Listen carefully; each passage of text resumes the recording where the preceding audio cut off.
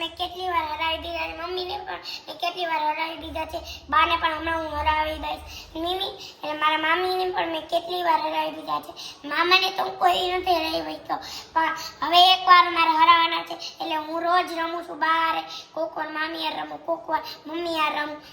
આ છે મારો હાથી, એ ચોકડીમાં હાલે, પછી છે મારો ઊંટ, એ ત્રાસમાં હાલે, અને આ છે ઘોડો, એ અઢી ડગલે હાલે, પછી રાજા એક એક ડગલું હાલે, અને વજીરને કોઈથી પણ મરવા દેતો નથી, કેમ કે એ બધે હાલે છે ને બધે મારે છે. આજે હું બનાવવાનો છું ઢોકળા અને ઈડલી.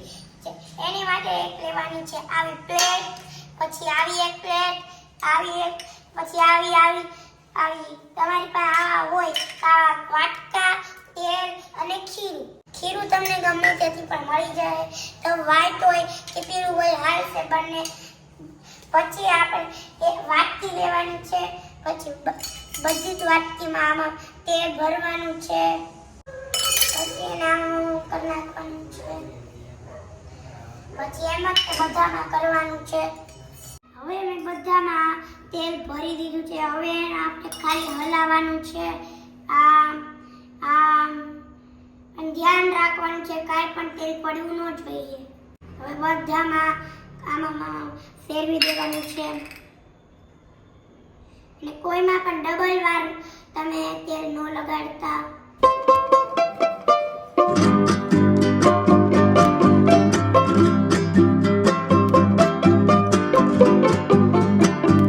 હવે મેં બધામાં તેલ ભરી દીધું છે, હવે આપણે બધામાં નાખવાનું છે ખીરું.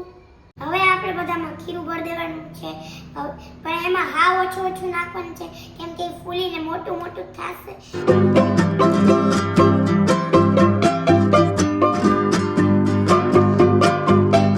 આવી રીતના બધામાં ભરી દેવાનું છે.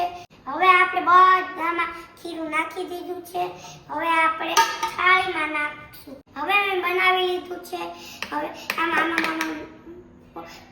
આમ નાખી દેવાનું છે.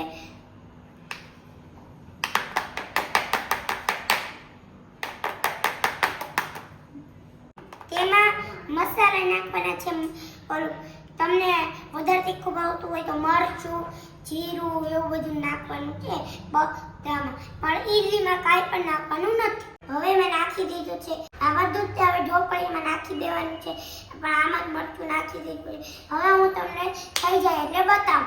હવે બની ગયું છે, બધા ખાવા બેસી ગયા છે, અને જો આવી રીતના એનું બન્યું છે, બધું થઈ ગયું છે.